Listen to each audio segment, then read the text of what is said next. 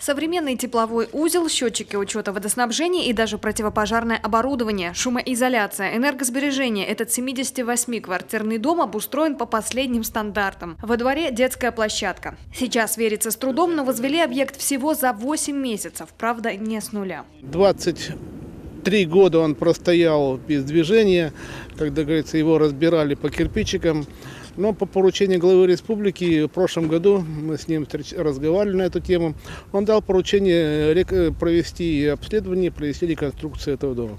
Мы выполнили поручение.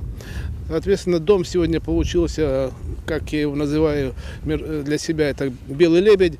Неплохой, красивый, уютный. Полсотни счастливчиков уже получили заветные ключи. Сюда заехали жители поселков Солнечный, Иджидьяк, села Кослан. Таким образом, Ударский район успешно справился с программой переселения из ветхого и аварийного жилья. Строительство другого долгожданного объекта многофункционального социокультурного центра также подходит к концу. Здесь его ждали четверть века. Ударский район оказался чуть ли не единственным муниципалитетом в регионе, где в райцентре все это время не было своего дома культуры. Двухэтажное панельное здание рассчитано на 200 мест.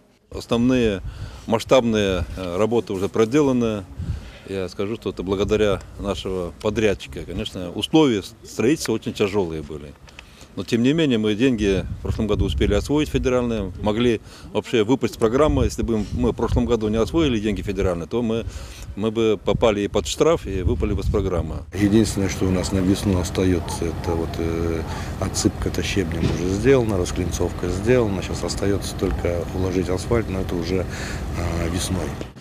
К работам подрядчик приступил в декабре прошлого года. Все это время шел с опережением графика и сейчас на финишной прямой, готовность 95%. Сдача объекта намечена на середину следующего месяца, а Новый год ударчане уже точно встретят в современном досуговом учреждении. Местные ждут открытия музыкальной школы и Дома народного творчества. Визит Сергея Гапликова в муниципалитет пришелся аккурат на День народного единства. Праздничный концерт по этому случаю в Усогорске начался со слов главы Коми. Он напомнил о подвиге, который в свое время совершили Минин и Пожарский. Ведь именно их патриотический порыв положил конец смутному времени. Праздник, который дает нам веру в то, что мы россияне, мы единый народ.